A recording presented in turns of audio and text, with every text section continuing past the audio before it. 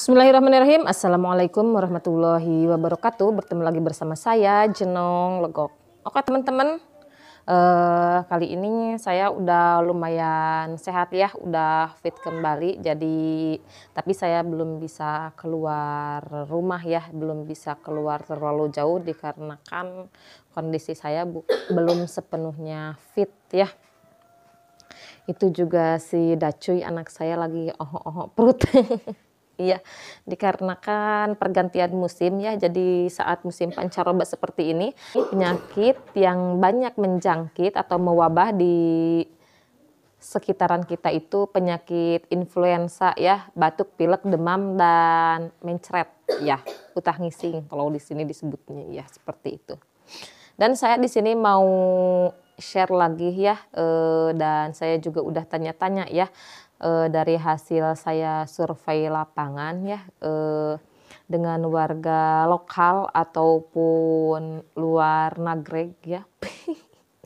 Ya kalau luar negeri mah pimanangan aing naon neangan materi di luar negeri atau emang orang naon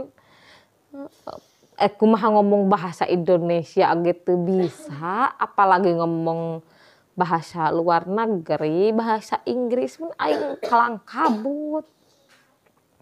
Iya, dan saya sekarang mau membahas tentang penyakit di bawah umur 5 tahun atau balita ya. Balita di bawah umur 5 tahun ya. Jadi penyakit yang sering banyak terjadi pada anak usia di bawah 5 tahun menurut penelitian saya pribadi ya, itu adalah penyakit kejang. Ya, jadi ya, kegerbegan begini iya kejang. Lain ayan, kejang. Ya kejang-kejang seperti itu. Jadi si anak itu saking panasnya, saking demam yang terlalu tinggi, maka terjadilah kejang. Ya begini, tangannya itu mararengkel. Kalau bahasa Indonesianya mararengkel itu ya begini aja ya, saya posisi aja ya saya begini. Jadi tangannya begini, kakinya juga sama begini. Terus biasanya matanya itu ke atas atau mulan ya seperti itu. Dan itu banyak sekali terjadi pada anak-anak di bawah usia 5 tahun. Apa penyebabnya? Biasanya karena panasnya yang terlalu tinggi ya. Jadi tanda-tanda anak yang kejang itu badannya itu panas dari dari kepala sampai bawah itu panas, tapi ini nih dampal-dampalnya seperti ini, telapak tangan, telapak kaki itu dingin ya. Jadi panas di bagian-bagian tertentu dan ada sebagian dari tubuhnya itu yang dingin ya. Dan adapun ini hasil dari catatan ini ya, buku harian Naila. Di sini katanya ya, saya kan tanya-tanya sama yang penyakit kejang. Di sini biasanya kejang terjadi pada saat badan anak itu panas. Jadi mungkin imunnya itu tidak kuat ya, sehingga dia tidak bisa menahan si panasnya itu. Jadi tidak ternetralisir mungkin. Cara penanggulangannya pada saat anak kita sedang mengalami kejang ya, sebelum dibawa ke medis, tapi ini sebelum dibawa ke medis kan kadang-kadang anak yang kejang itu tidak bisa dideteksi kapan dia mau kejang, nggak bisa dideteksi karena pada saat anak itu kejang biasanya terjadinya pada saat malam atau tengah malam, jadi kita tidak tahu kapan anak itu akan kejang ya. Dan pertolongan pertama yang harus kita lakukan pada saat anak itu kejang, yang pertama kita harus mengompresnya ya, atau kalau dalam bahasa sininya mah ini teh di bajunya teh dibuka di buligiran ya, dibuka bajunya, jadi kompres dari sini tarang kening itu dikompres memakai air dingin ya. Ini juga dikompres badannya sampai ke sini, kalian bisa menggunakan handuk ya, kalian bisa menggunakan handuk atau kalian juga handuk kecil, jangan handuk yang gede atau karungkup ya. Kalian bisa menggunakan handuk yang kecil, kalian juga bisa menggunakan sapu tangan, atau kalian juga bisa menggunakan alat-alat yang lain, mau itu memakai kasa atau yang lainnya, terserah lah, terserah kalian. Yang pertama ininya harus dikompres ya, keningnya kompres. Yang kedua area ini dada sampai perut dikompres. Dan yang ketiga itu di area ini, kelek kalau di sini, kalau bahasa Indonesianya mah aku juga tahu kalau kelek mah ketiak. Pakai deodoran kalau tidak mau bau ketiak. Ya, aku juga tahu kelek mah. Iya, dan yang ketiga adalah memakai di ketiak ya. Dan pada saat anak kita sedang kejang, otomatis tangannya itu, tangan dan kakinya itu seperti ini posisinya ya. Tangan dan kakinya itu seperti ini. Dan kalau kita pegang ininya itu, kalau di sini bahasanya heras. Kalau bahasa Indonesianya itu apa namanya? Ya, keras, dipegang seperti ini itu susah. Jadi gak bisa diginiin. Jadi begini aja tangannya ya. Dan cara yang paling aman, cara yang paling ampuh itu dengan menggunakan kayu putih. Ya, jadi digosok. Digosok sambil diurut-urut seperti ini biar semuanya pada lemes lagi, pada lentur lagi ya. Ininya dipijit-pijit seperti ini aja. Ya, kakinya juga sama. Tapi pelan-pelan harus dengan menggunakan kasih sayang yang tulus dan murni. Ya, semurni cintamu padaku. Sing percaya. Dielus-elus begini sampai semuanya kembali seperti semula normal. Jadi begini. Kalau kita punya anak yang suka kejang, di rumah itu harus selalu menyediakan obat turun panas ya. Obat turun panas ya, jadi dikarenakan tadi saya bilang yang punya penyakit riwayat penyakit kejang itu tidak bisa diprediksi kapan akan terjadinya penyakit itu ya. Kita tidak tahu kapan akan datangnya penyakit kejang tersebut ya. Jadi kita harus senantiasa menyimpan obat turun panas. Itu pertolongan pertama sebelum dibawa ke medis. Dan tetap kalau anak yang memiliki riwayat penyakit kejang itu nomor 1 harus dibawa ke rumah sakit atau dirujuk ke rumah sakit karena akibatnya akan fatal jika kita terlambat melakukan pertolongan secara medis. Itu ya. Apa sih penyebab dari kejang tersebut? Kalau menurut hasil survei saya ya, hasil penelitian saya, gak tahu dah, saya mah bukan medis sebenarnya, tapi ini kan sekedar sharing ya, sekedar sharing tentang seputaran ibu rumah tangga ya. Dan saya juga udah punya anak 2 pan, si kakak sama si Dacuy dari Kang Kabayan, iya. Ya tidak, aku mah cuma 1, suaminya dari dulu sampai sekarang juga Kang Kabayan, asli dari Jonggol. Nah, penyebab yang lain itu dikarenakan dia itu lahirnya itu secara prematur.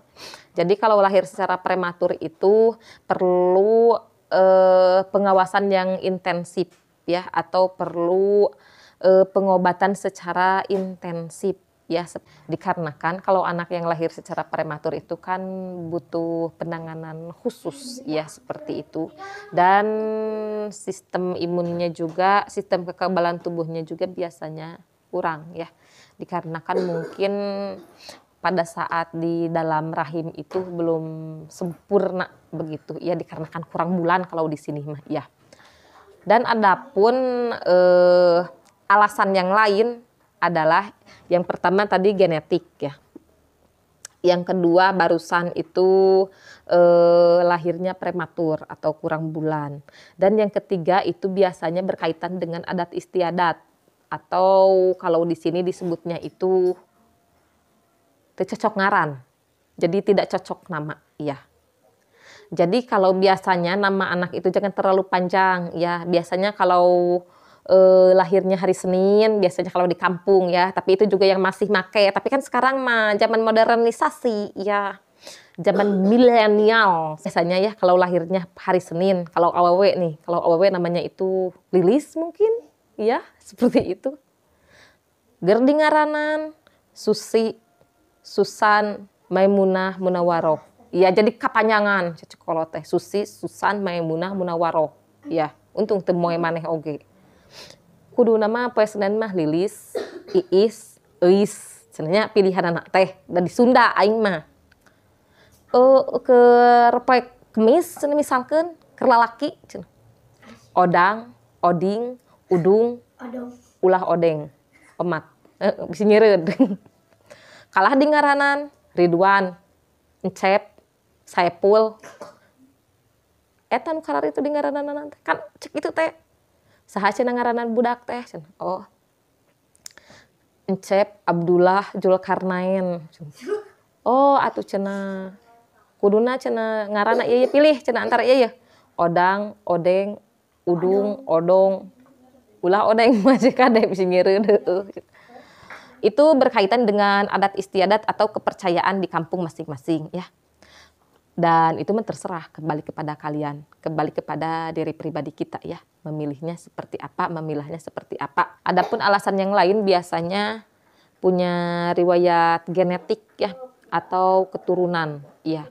Jadi dulunya itu keluarga dia pernah mengalami penyakit yang serupa, yang sama hal serupa pernah dialami oleh keluarganya. Misalkan dari keluarga ibunya ada yang mempunyai riwayat seperti itu, atau keluarga dari ayahnya mempunyai keturunan seperti itu, karena faktor genetik itu ditentukan dari hasil persilangan ya. Jadi genotip dan fenotip disilangkan akan menghasilkan sesuatu yang dominan. Misalnya apa? Misalnya ya, ayahnya itu alergi dingin ya. Jadi kalau kedinginan itu biasanya ada penyakit yang timbul seperti bentol-bentol ya. Kalau di sini namanya itu kaligata. Nggak tahu kalau di tempat lain mah. Komen aja ya, seperti biasa. Dan ibunya itu mempunyai alergi debu ya, jadi kalau terkena debu itu dia itu bersin haciu haciu haciu waciluk wacili waciluk wacili begitu bersinnya ya. Dan itu biasanya salah satu dari penyakit mereka itu menurun secara alami atau secara genetik ya kepada anaknya ya, seperti itu. Kalau saya juga sama, saya juga punya penyakit itu. Saya mah penyakit itu bawaannya itu gatal melulu ya. Kalau uang belanja kurang itu bapaknya pengen ngagamplangan wae karena tembok aing mah menggemaskan kalau kekurangan duit bulanan teh. Curhat ya Kang Kabayan, maaf ya, maaf sedikit ya, sedikit curhat bae atulah da ibu rumah tangga tidak perlu hiburan atuh lah. Hayo orang teh ngomongin ini itu, ngegosip dan menggibah ya. Dan itu kita bisa bawa ya anak kita itu ke dokter spesialis ya. Maknya atuh dibawa ke dokter spesialis kulit jeung duraring, itu kan itu mah lagu Dul Sumbang. Dokter spesialis anak dong ya, membawa Dul Sumbang ya. Kan ayeuna keur usum lagu Dul Sumbang ya. Oke. Dan untuk pisang di depan saya ini sebenarnya ini tidak ada kaitannya ya dengan apa yang saya bicarakan ya. Ini mah hanya pemanis aja di sini ya, biar ada lucu-lucunya gitu tentang makanan. Kan dari kemarin-kemarin saya suka konten tentang makanan. Hari ini saya konten tentang kesehatan dikarenakan sayanya juga lagi kurang sehat, kurang maksimal, kurang fit, dan saya juga sedang tidak baik-baik saja seperti itu. Dan itu si Dacuy lagi batuk, dan mungkin besok saya akan menerangkan bagaimana cara kita mengolah bahan yang ada di dapur menjadi obat batuk yang herbal ya, tradisional. Ya saya mah sok bereksperimen dengan barang-barang yang ada di dapur, tapi tidak pernah bereksperimen dengan senjata tajam karena takut disebut tukang debus ya. Oke teman-teman, segitu dulu konten dari Jenong Logok untuk hari ini. Semoga kalian bisa mengambil manfaatnya ya. Ada bagian-bagian dari perkataan saya yang bisa diambil manfaatnya. Wabillahi taufiq wal hidayah. Wassalamualaikum warahmatullahi wabarakatuh. Ting ting ting ting ting.